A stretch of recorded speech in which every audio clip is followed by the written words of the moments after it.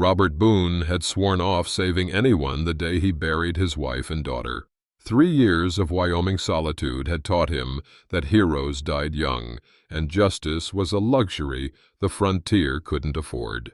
But when he found Annabeth Cowley hanging from the oak outside his cabin, beaten, branded Apache lover across her forehead and left for the crows, his dead conscience stirred like embers in cold ash.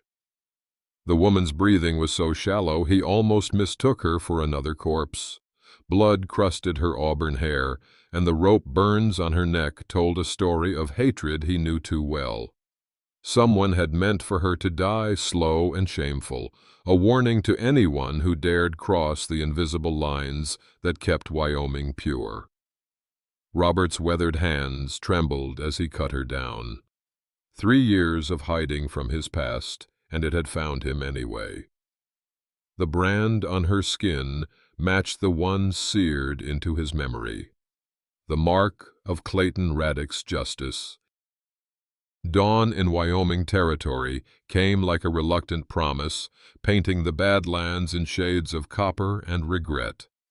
Robert Boone stood on his cabin porch, coffee growing cold in his calloused hands, watching the sun struggle against the mountains.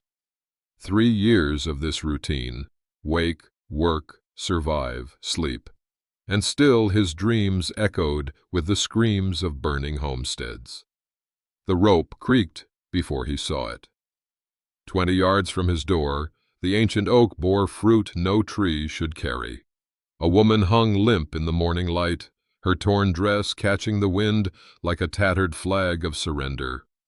Robert's coffee cup shattered against the porch boards.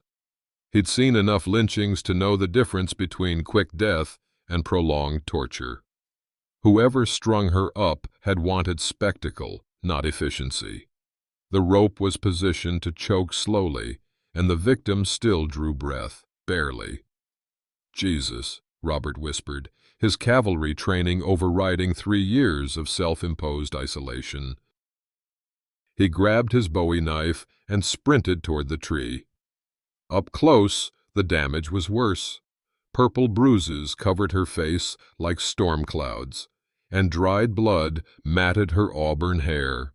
But it was the brand on her forehead that stopped his heart. Apache lover, burned deep into the flesh, the letters precise and deliberate. Clayton Raddick's signature.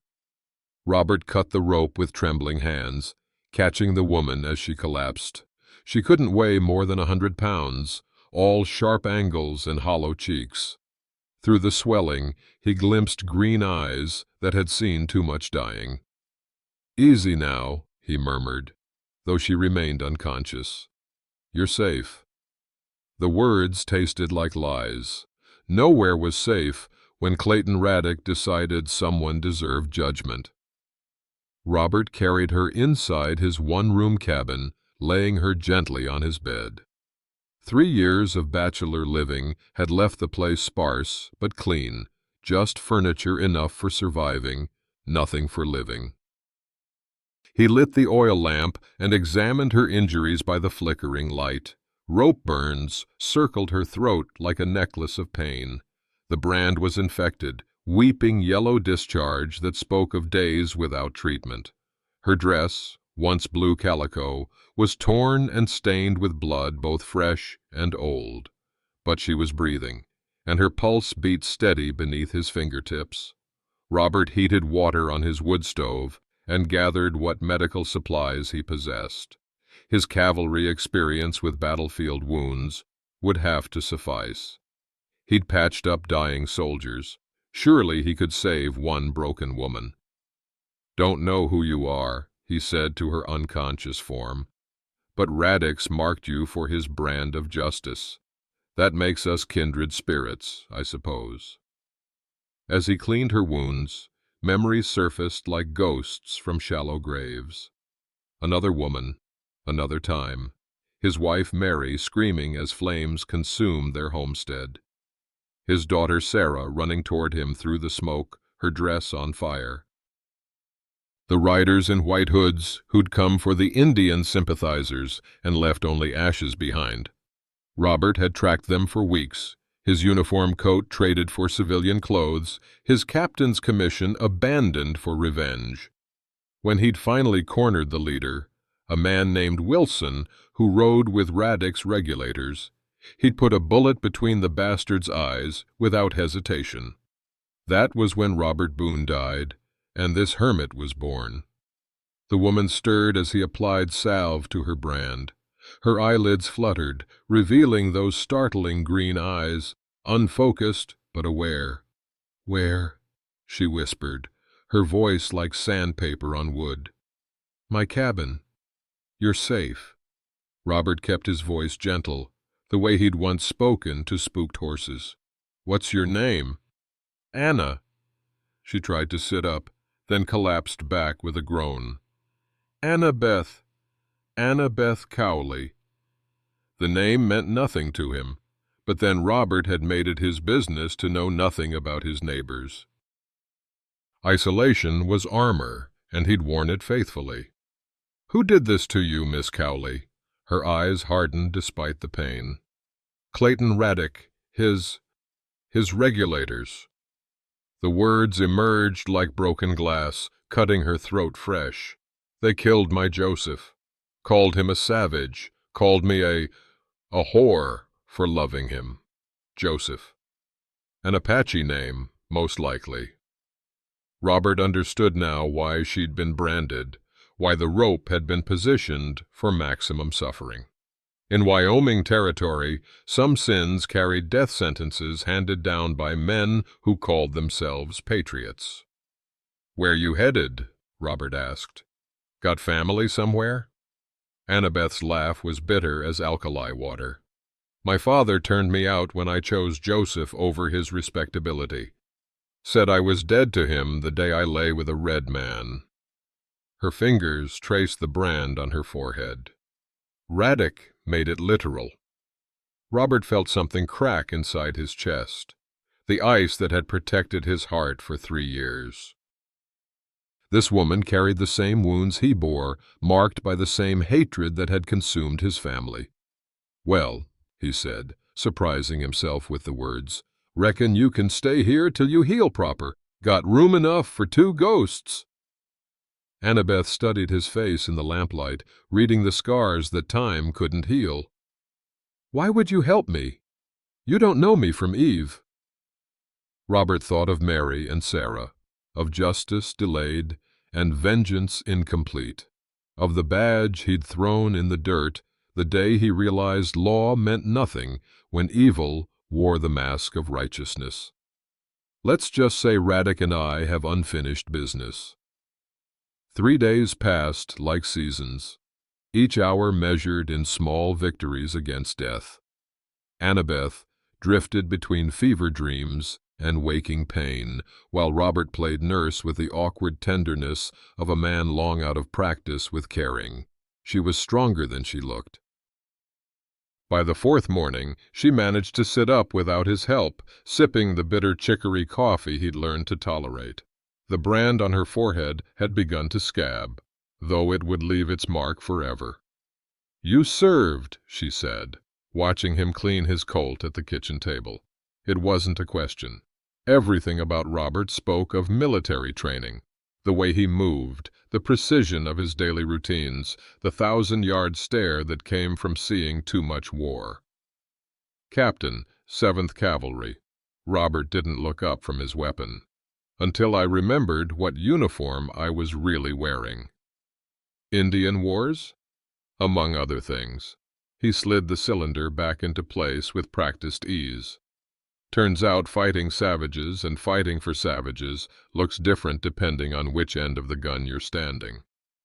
Annabeth nodded, as if this made perfect sense. Joseph used to say the same thing, about perspective. This was the first time she'd spoken her lover's name without tears. Progress, Robert supposed. "Tell me about him," he said, holstering the pistol. Annabeth's eyes went distant, seeing across time to happier moments. Joseph standing bare, scout for the territorial survey, but really a translator between worlds. He could speak 7 languages and read the land like scripture. Her fingers worried the edge of her blanket. We met when he brought mail to our ranch. Papa hired him to guide hunting parties through the Wind River country. Your father knew? Papa tolerated Joseph as long as he was useful. Annabeth's voice hardened. But when I started looking forward to his visits, when I began learning Apache words and customs, that's when tolerance turned to rage. Robert poured himself more coffee, letting silence encourage her story. He'd learned interrogation in the army. Sometimes people needed space to speak their truths. Papa gave me an ultimatum, she continued. Marry the banker's son in Dustwater or get out. Said he wouldn't have his daughter raising half-breed children. The word came out like poison. I chose love over respectability. Joseph and I planned to head west, maybe California, where folks minded their own business. What happened? Annabeth's hand moved unconsciously to her throat, fingers tracing the rope burns. Clayton Raddick happened. He'd been pushing Papa to sell our land for months, but Papa refused. Too many memories buried in that soil, he said. When I ran off with Joseph, Raddick saw his opportunity. Robert felt the familiar ice in his veins, the coldness that came before killing. Go on.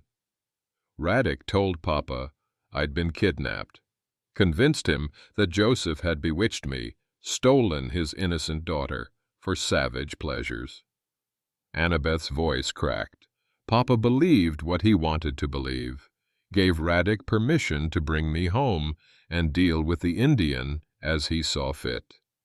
The fire popped in the silence that followed.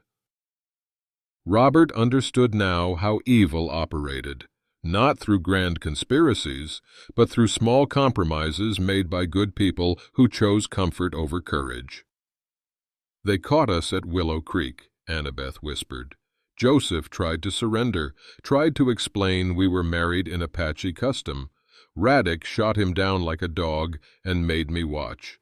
Then he branded me so everyone would know what happens to white women who forget their place. Robert's hands tightened on his coffee cup until the metal creaked. 3 years of careful numbness shattered like winter ice, revealing the rage beneath. Where's your father now? Dead.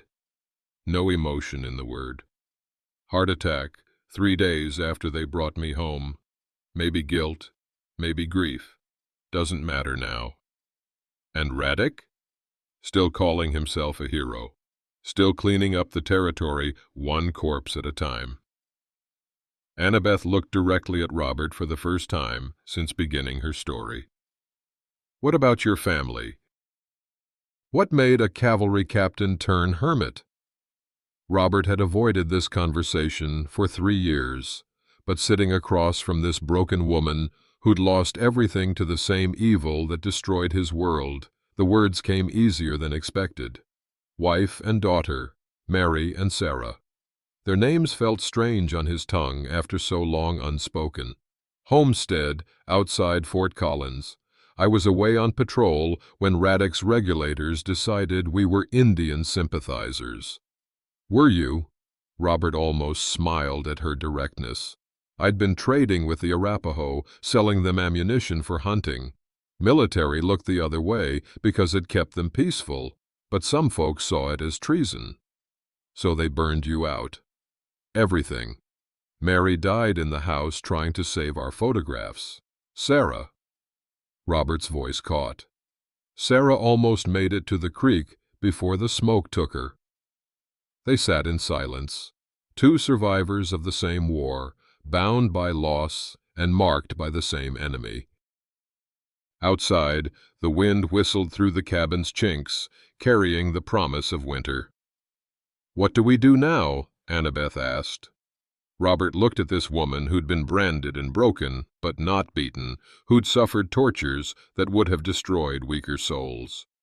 He thought of justice delayed and vengeance cold, of the oath he'd taken as a soldier and the badge he'd thrown away as a man. "We survive," he said. "And when you're strong enough, maybe we find a way to make Radek answer for his crimes." Annabeth's smile was sharp as broken glass. "I'd like that very much." The riders came at dawn of the 5th day, their horses' hoofbeats drumming across the hardpan like distant thunder. Robert spotted them from his morning coffee watch. 6 men spread in a hunting line, moving with the practiced efficiency of professionals. "Company," he said quietly, moving to his rifle rack. Annabeth appeared beside him at the window, her face pale but determined. The brand on her forehead had scabbed over, marking her forever as one of Radek's victims. Radek's men? Robert squinted through the morning haze, recognizing the lead rider's distinctive white hat and silver conchos. Buck Morrison, Radek's top regulator. He pulled down his Winchester and began loading cartridges. "Man's got a reputation for finishing what he starts.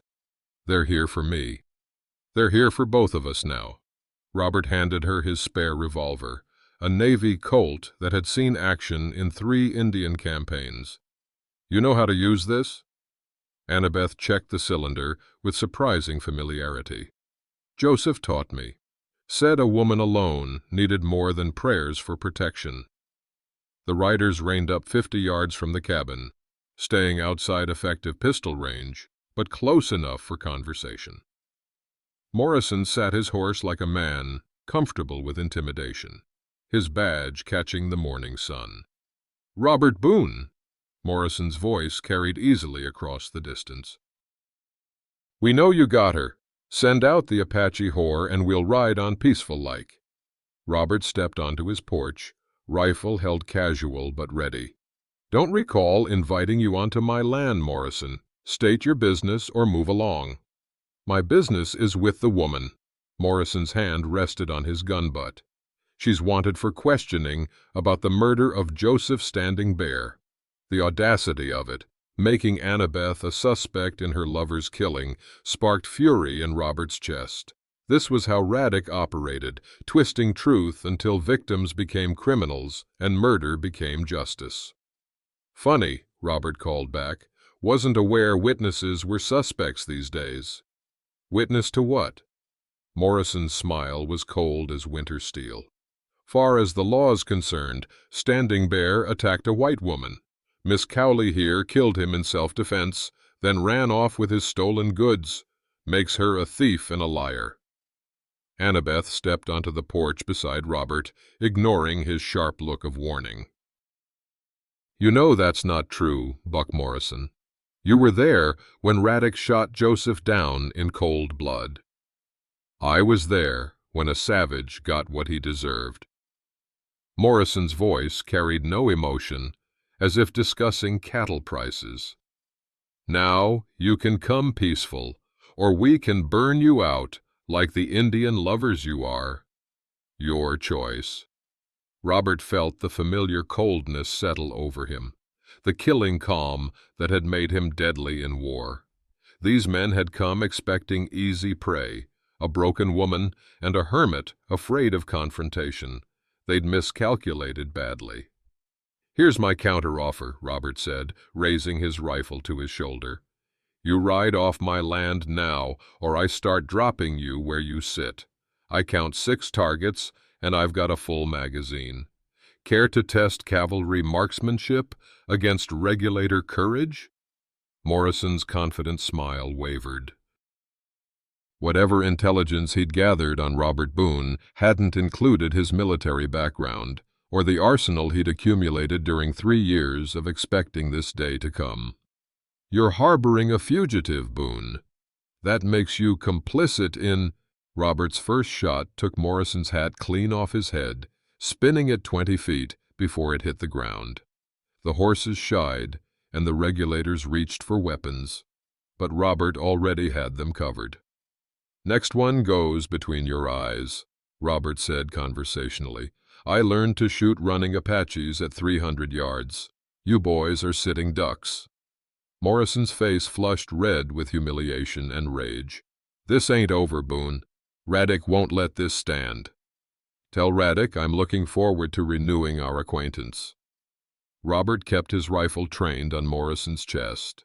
"Now ride, before I remember what you did to my family." Recognition flickered in Morrison's eyes. Robert Boone wasn't just some random hermit. He was the cavalry captain who'd gone rogue after the Fort Collins massacre, the man who'd put bullets in 3 regulators before disappearing into the wilderness. The riders retreated, but not in defeat.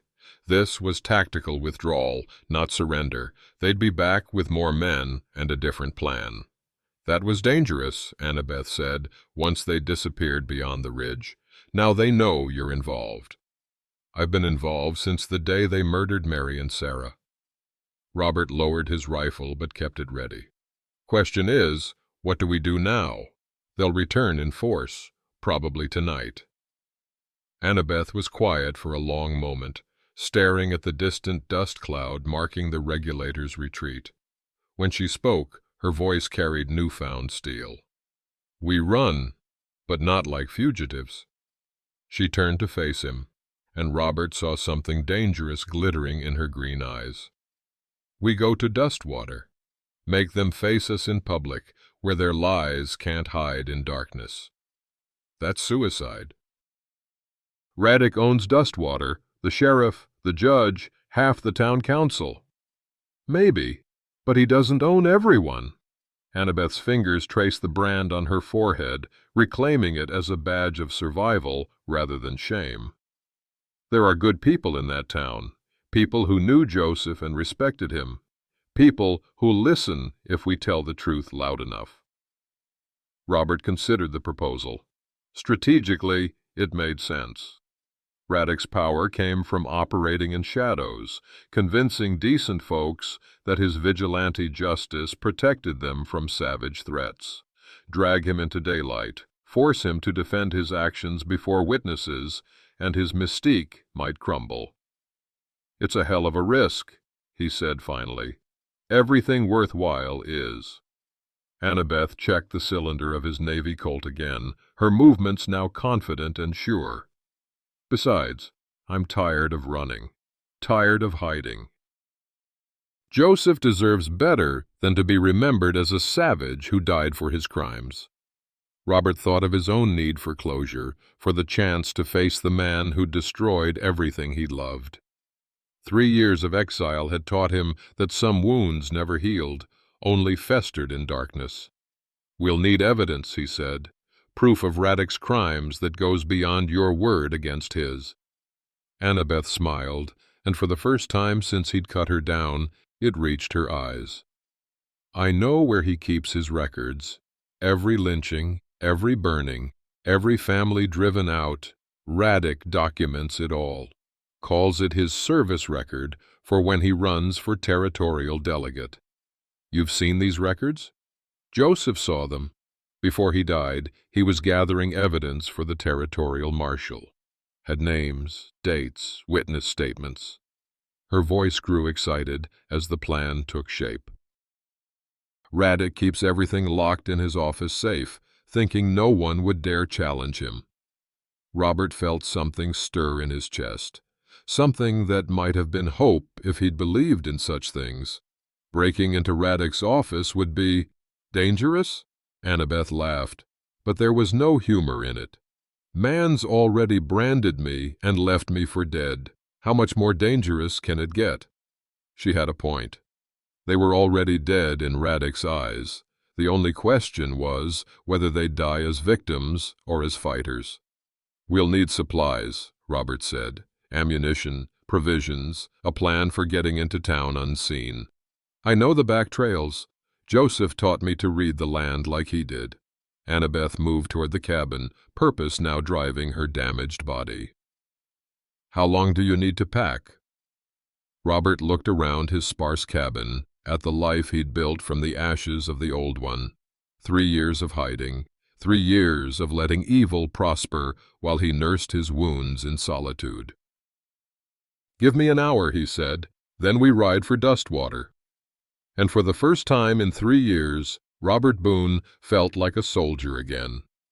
Dustwater squatted on the Wyoming plain like a chancre on healthy skin, its false front buildings and muddy streets promising civilization while delivering something meaner. Robert and Annabeth approached from the east at dusk, their horses picking careful paths through the sage and alkali dust. "Town's grown," Robert observed, counting new structures since his last visit.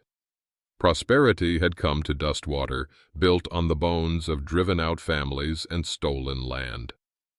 "Raddick's influence," Annabeth said. "More settlers means more land to claim, more reasons to eliminate threats to public safety." They'd ridden hard for 2 days, following game trails and creek beds to avoid the main roads where Raddick's men might patrol. Annabeth proved as skilled at reading terrain as she'd claimed. Joseph's teachings had served her well. The plan was simple in concept, deadly in execution. While the town slept, they'd break into Raddick's office above the Lucky Dollar Saloon, steal his records, and present the evidence to Marshal Garrett when he made his monthly circuit. Simple, except for the dozen ways it could go wrong. "There," Annabeth pointed to a white frame house on the town's edge. "Mrs. Chen's boarding house. She was kind to Joseph, treated him like a human being instead of a curiosity." "You trust her?" "I trust her discretion and her hatred of bullies." Annabeth's fingers worried her reins. She came from China to marry a railroad worker. Knows what it means to be marked as different. They circled wide around Dustwater's outskirts, approaching the boarding house from behind. A Chinese woman emerged from the back door as they dismounted, her weathered face showing no surprise at their arrival. "Annabeth Cowley," Mrs. Chen said quietly. "Heard you were dead." "Close enough to count." Annabeth touched her branded forehead. "We need shelter for a few hours, Mrs. Chen." "And your silence." The older woman studied Robert with sharp eyes that missed nothing. "You're the hermit from Pine Ridge, Boone." "Yes, ma'am." "Heard about your family, Raddick's work." Mrs. Chen stepped aside, gesturing them toward her back door. "Come inside. Feed your horses first. Storm coming tonight."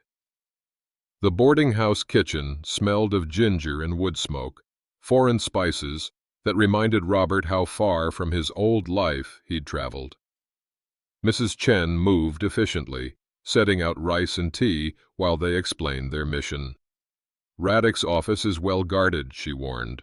"2 men downstairs in the saloon, 1 more in the alley. Safe is behind his desk, but I hear it's a good one. German-made, steel-lined." Robert smiled grimly. "I've opened a few safes in my time. Cavalry sometimes needed to access Confederate assets in a hurry, Mrs." Chen nodded as if explosive entry was perfectly normal dinner conversation. "What about after? Even if you get the records, Raddick has men everywhere. You'll never make it out of town." "That's where you're wrong," Annabeth said. "We're not running anymore. We're going to face him in public, force him to explain his crimes where everyone can hear."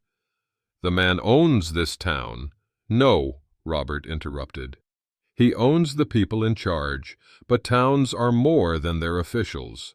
There are good folks here, people who listen to truth if it's spoken loud enough." Mrs. Chen considered this while pouring tea with steady hands. "Tomorrow is Sunday, church services, then the weekly market. Most of the town will be gathered in the square." "Perfect." Annabeth leaned forward, her green eyes bright with purpose. "We'll have an audience for justice." "Or for your executions," Mrs. Chen said bluntly. "Raddick won't hesitate to kill you both if you threaten his power." "He's already killed us," Robert said. "Question is whether we stay dead or take him with us." Thunder rumbled outside, and rain began pattering against the windows.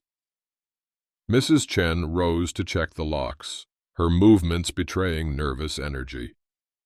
"I have customers upstairs," she said. Traveling salesmen mostly, but some may be Radek's informants.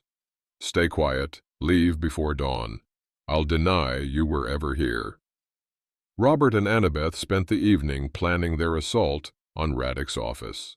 The building was 3 stories, saloon on the ground floor, Radek's headquarters on the second, storage above. Multiple escape routes existed, but all led into streets where Radek's men could corner them. "The key is speed," Robert said, sketching the building's layout from memory. "Get in, crack the safe, get out before anyone realizes we're there." "What about guards?" "Leave them to me." Robert's voice carried the flat certainty of a professional killer. 3 years of target practice hasn't dulled my edges. At midnight, they prepared to move. Robert checked his weapons, the Navy Colt, a backup Derringer, and his cavalry saber for close work. Annabeth carried her pistol and a canvas bag for the stolen documents. "Remember," Robert said, as they prepared to leave Mrs. Chen's shelter, "once we start this, there's no going back. Radek will hunt us to the ends of the earth." Annabeth touched the brand on her forehead, her scarred fingers tracing the letters that marked her forever. "Good. I'm tired of being the prey in this hunt."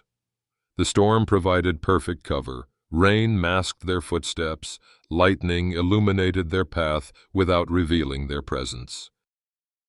Dustwater streets ran with mud and runoff, turning the town into a maze of shadows and reflected light.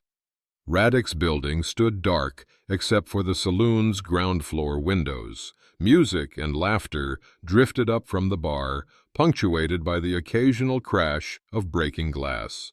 Saturday night revelry would mask any sounds from above. They approached from the rear, where external stairs led to the second floor. Robert had memorized the guard positions from their earlier reconnaissance, one man in the alley, visible now as a dim red glow marking his cigarette. "Wait here," Robert whispered, drawing his knife. The guard never saw death coming. Robert moved like the Apache he'd fought alongside in better days, covering ground silently until steel found flesh. The man died without a sound, joining the storm's victims. Robert signaled the all clear, and Annabeth joined him at the base of the stairs. Above them, Radek's office waited with its secrets and lies, the accumulated evidence of a dozen lynchings and 100 stolen lives. "Ready?" Robert asked. Annabeth's smile was sharp as winter steel. "I've been ready since they branded me like cattle." They climbed toward justice or toward death. In the end, the difference mattered less than the attempt itself.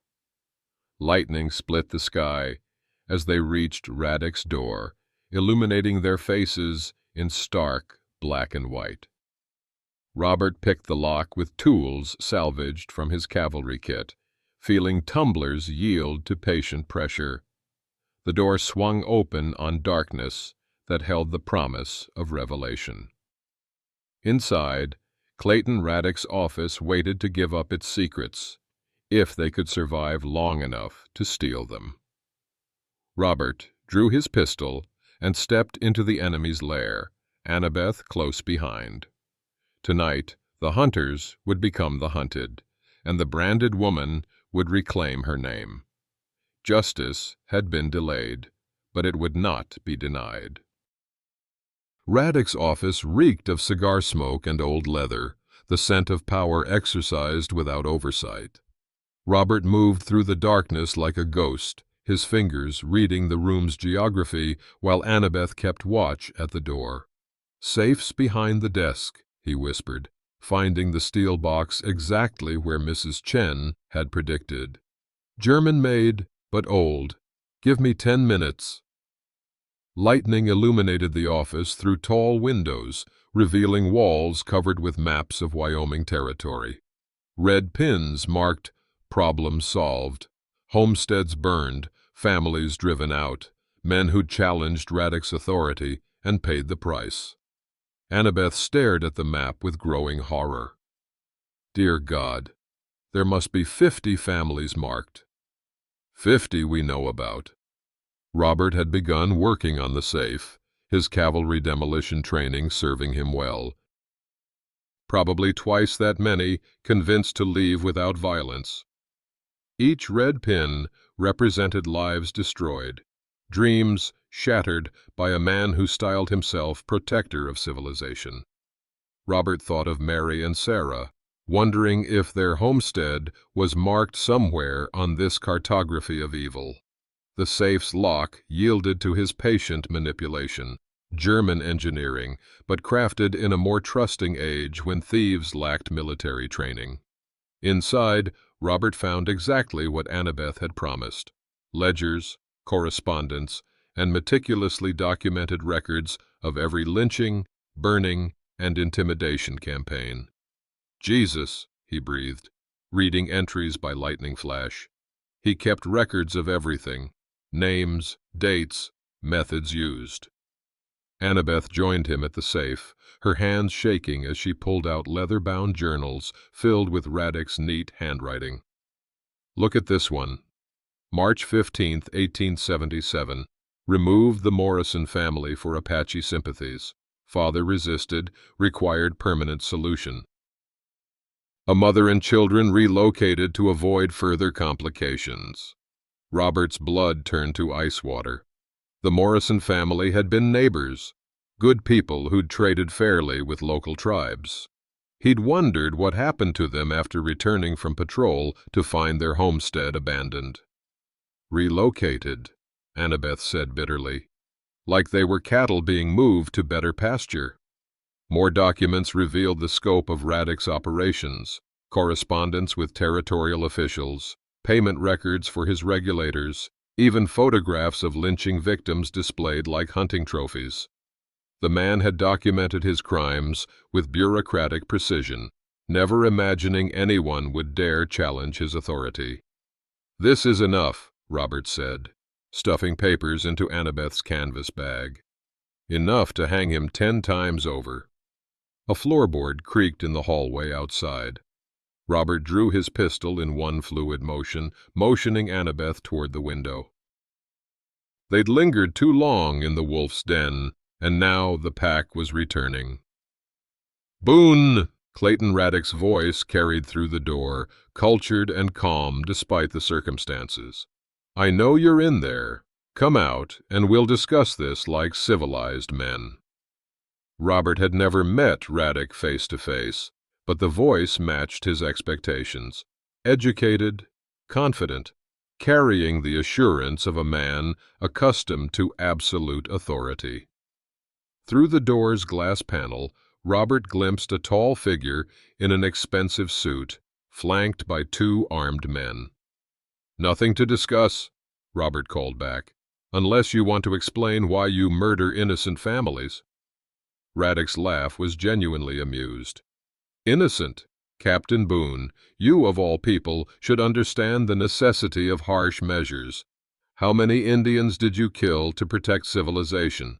How many villages did you burn to maintain order?" The question hit home with uncomfortable accuracy. Robert had indeed killed in service to civilization, had followed orders that seemed just at the time, but left scars on his conscience.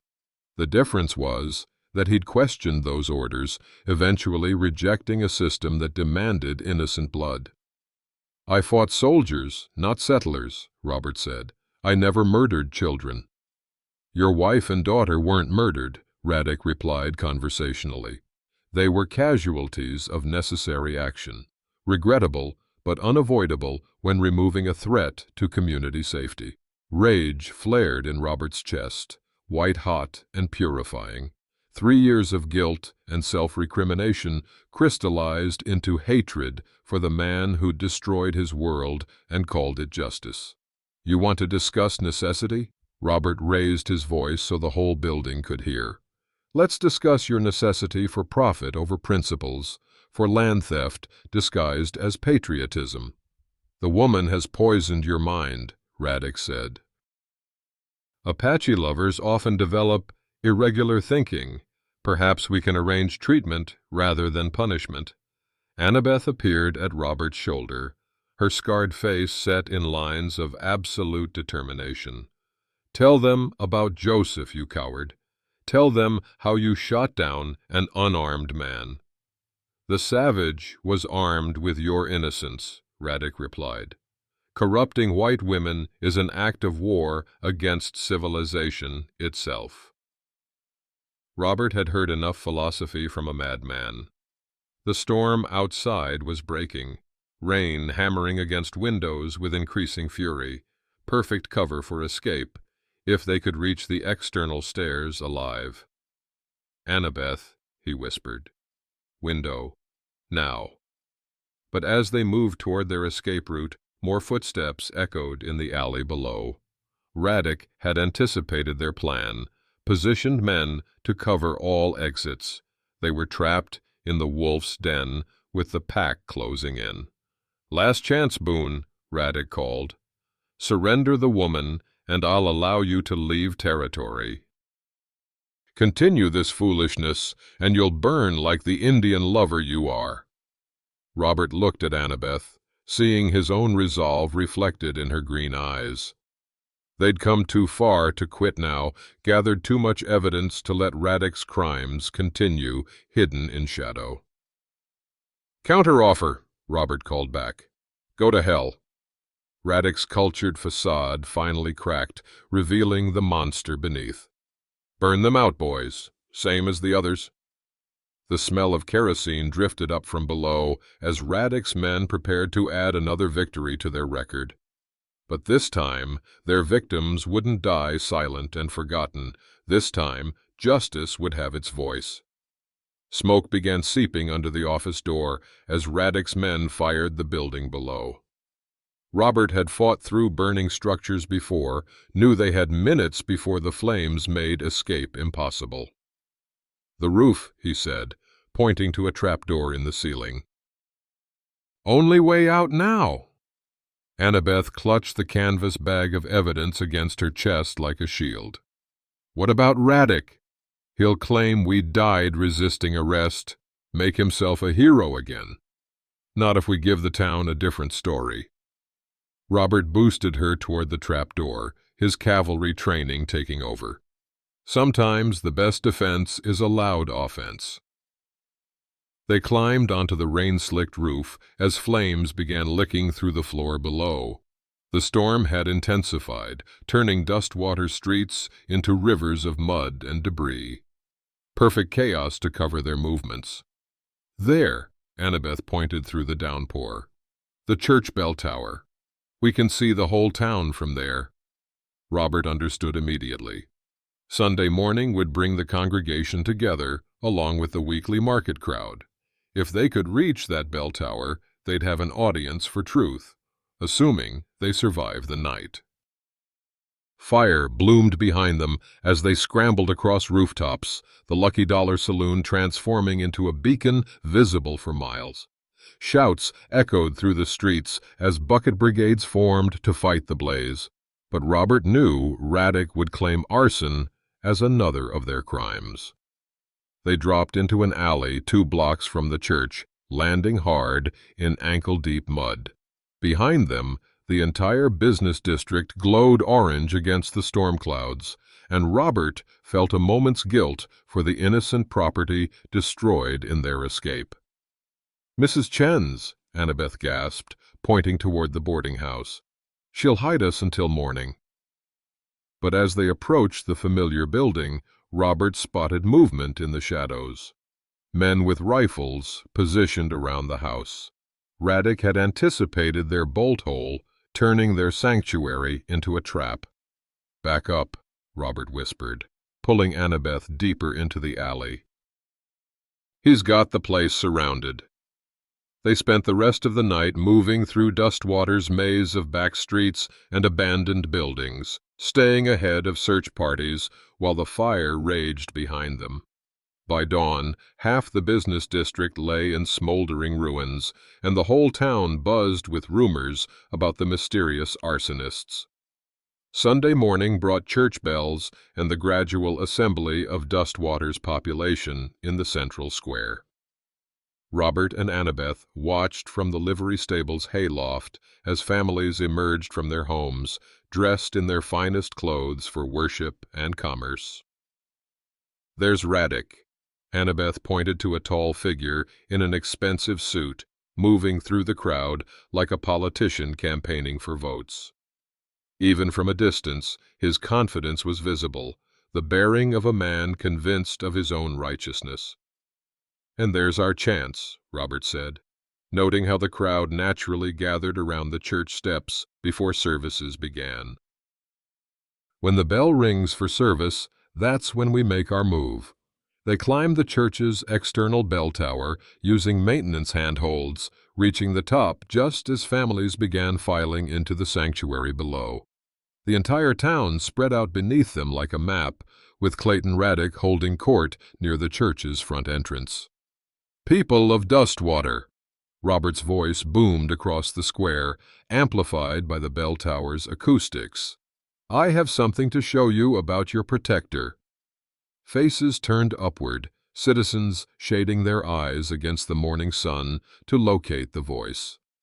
Radek's head snapped around, his composed mask slipping as he realized his quarry had escaped the trap.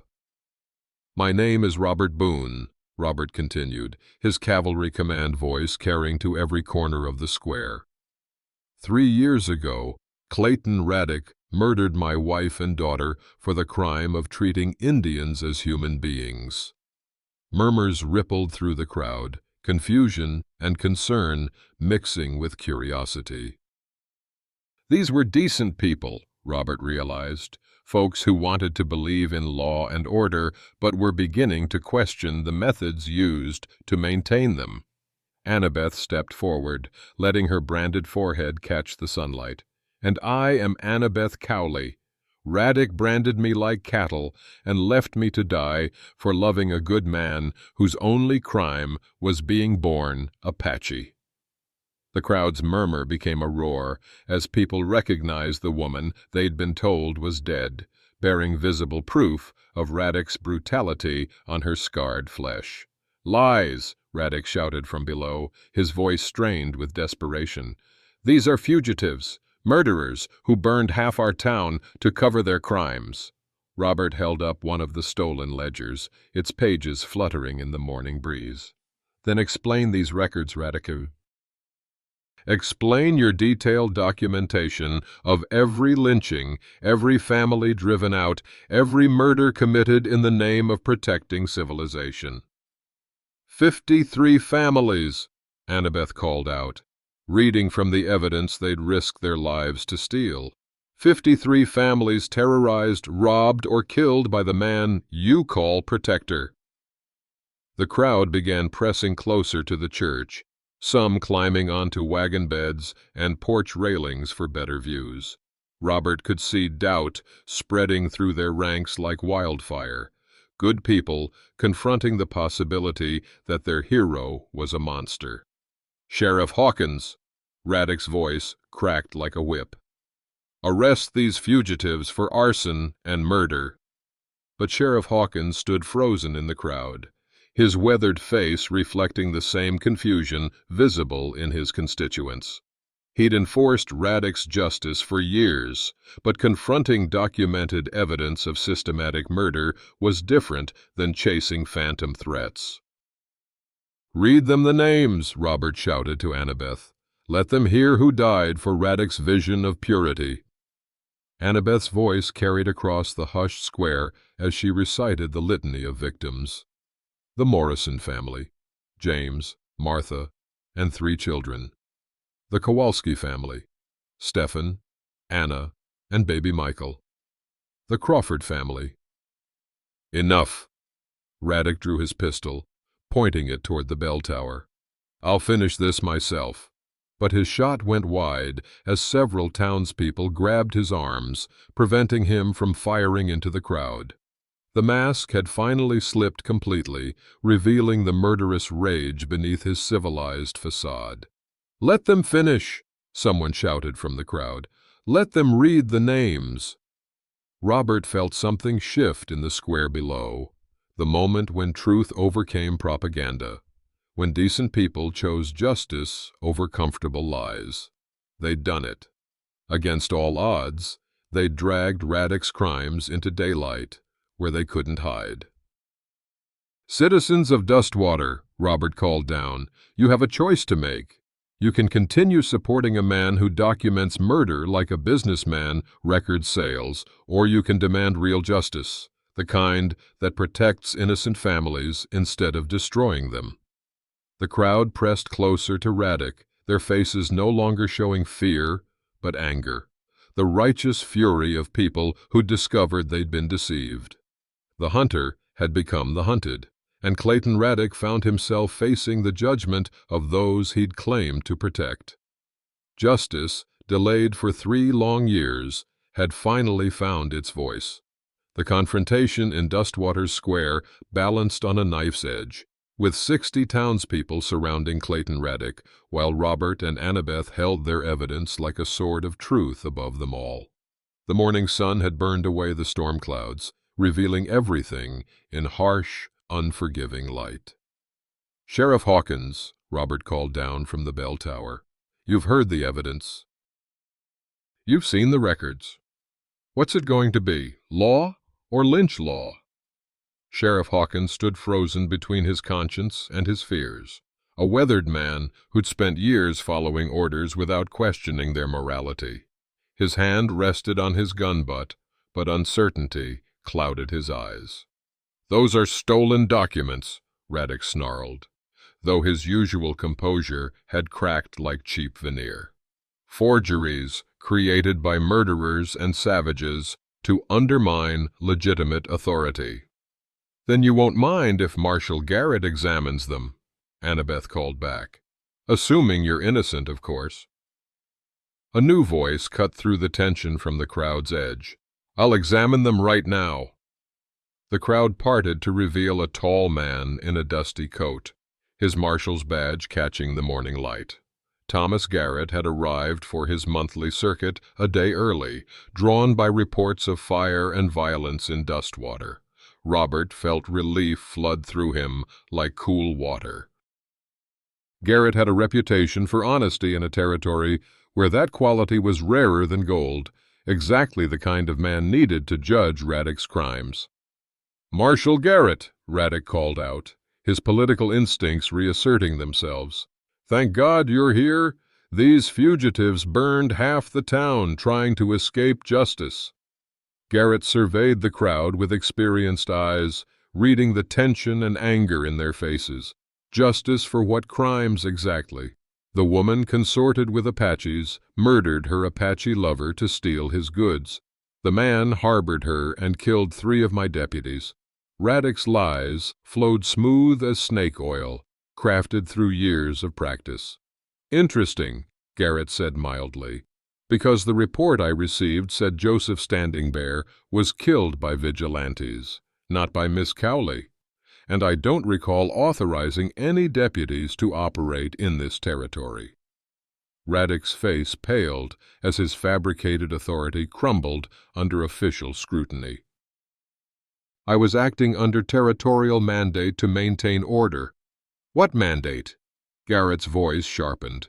"I've never issued any such authorization. You're a private citizen, Radek, not a lawman." The crowd murmured at this revelation. Many had assumed Radek operated with official sanction, that his regulators were legitimate peacekeepers rather than private enforcers. "Throw down those documents," Garrett called up to the bell tower. "Let's see what evidence you've found." Robert lowered the canvas bag on a rope, watching as Garrett examined its contents with growing amazement. Page after page of documented murders, detailed plans for land theft, correspondence proving corruption, 3 years of crimes laid bare in Radek's own handwriting. "Sweet Jesus," Garrett breathed, loud enough for the crowd to hear. "This is the most comprehensive record of vigilante activity I've ever seen." He looked up at Radek with disgust. "You kept trophies of your murders?" Those are records of necessary actions taken to protect civilization from savage influence, Radek protested, but his voice lacked its former conviction. Civilization, Garrett read from one of the ledgers. May 3, 1876, removed the Schmidt family for educating Indian children alongside white students. Father required permanent solution to prevent contamination of community values. He looked up at Radek with revulsion. You murdered a school teacher for teaching Indian children to read? The crowd's anger had been building like pressure in a boiler, and this revelation pushed them past the breaking point.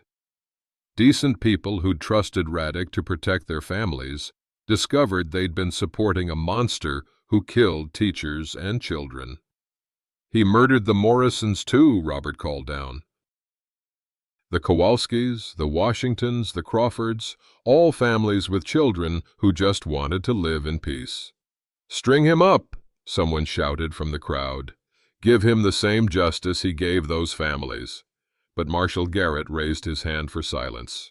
No, we'll do this by law, not by lynch rope. Clayton Radek, you're under arrest for multiple counts of murder, conspiracy, and operating a criminal organization. Radek backed against the church wall, his hand moving toward his gun. You can't arrest me. I'm a pillar of this community, a defender of white civilization against savage corruption. You're a murderer and a thief, Garrett said simply, and you're coming with me to face territorial justice. That's when Radek drew his weapon, desperation overriding whatever remained of his political instincts. But before he could fire, 3 men from the crowd tackled him, wresting the gun away and pinning him to the ground. These were men whose neighbors had disappeared in the night, whose friends had been driven from their homes by Radek's necessary actions. Their anger was personal and righteous, tempered only by Marshal Garrett's presence. Bring him to the jail, Garrett ordered, and someone fetch the doctor.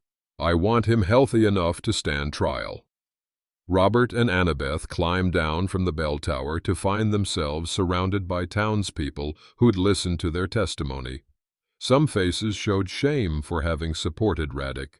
Others reflected relief that the truth had finally emerged. Miss Cowley, an elderly woman, approached hesitantly. I'm Martha Hendricks. I was one of the folks who believed Radek's lies about you and that Apache boy. I'm sorry for my part in your suffering. Annabeth touched the brand on her forehead, no longer hiding it as a mark of shame. Mrs. Hendricks, we all believed what we wanted to believe. The important thing is that we choose truth from here forward. More apologies followed, along with offers of food, shelter, and medical care. Dustwater's people were fundamentally decent, Robert realized. They'd simply been deceived by a man who wrapped evil in the flag of righteousness. Marshal Garrett approached them as the crowd began to disperse. I'll need full statements from both of you, and I'll want you to testify at the territorial capital when this goes to trial. We'll be there, Robert promised. What about after? Annabeth asked. What happens to folks like us when the excitement dies down? Garrett smiled for the first time that morning.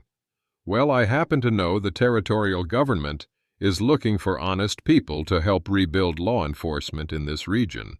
Might be they could use a cavalry captain and a woman who's proven she can't be intimidated.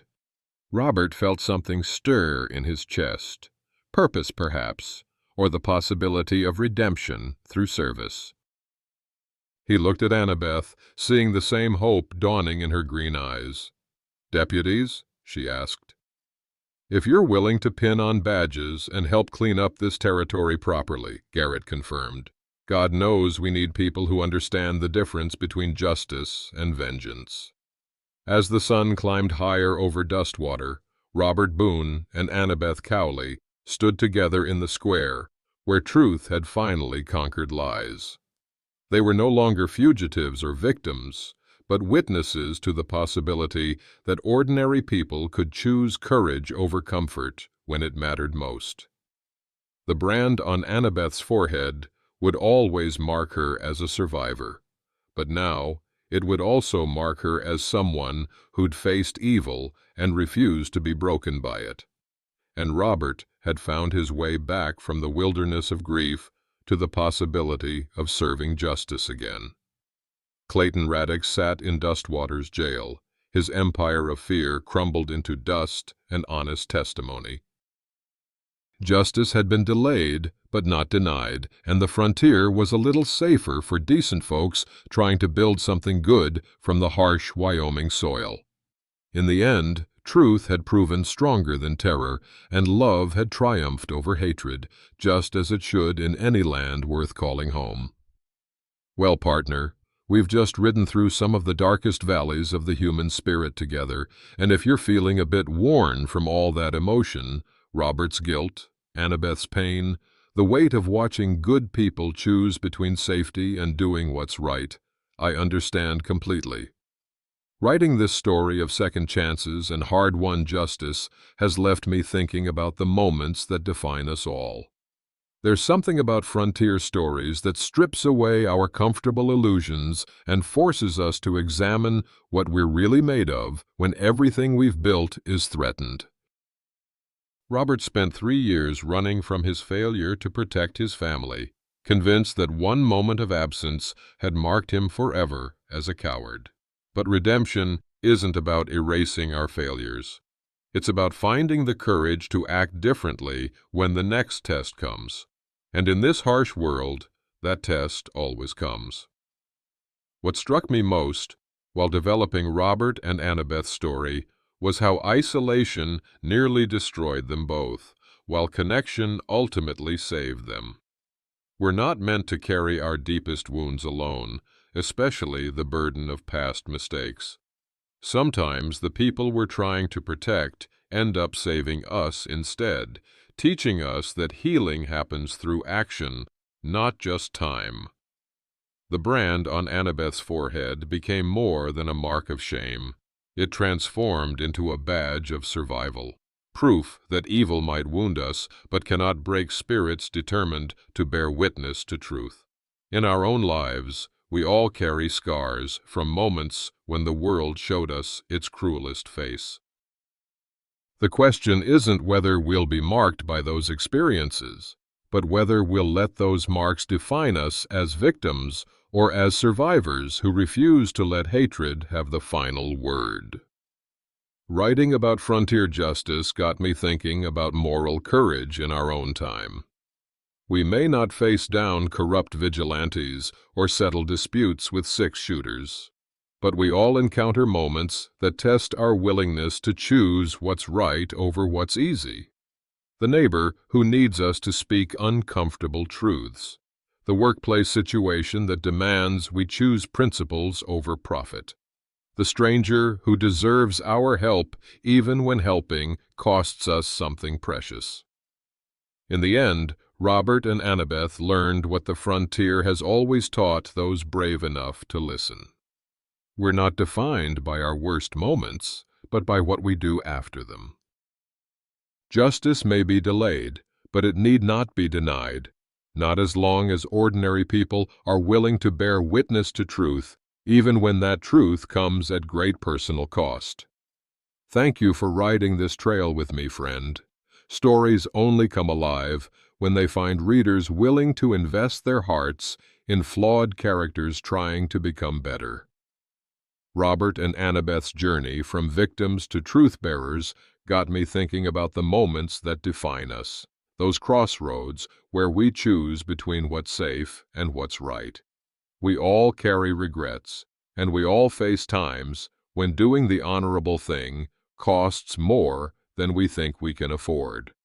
What's the hardest choice you've ever made to follow your conscience, even when it would have been easier to look away? Share your story in the comments below, because real courage deserves to be honored, whether it happened on the frontier or in your own backyard. If this tale of redemption and moral courage stirred something in your spirit, I'd be grateful if you'd hit that like button and consider subscribing. The West is full of stories about folks finding their way back to themselves, and I'd be honored to share more of them with you. Until next time, may your trails be clear and your conscience even clearer.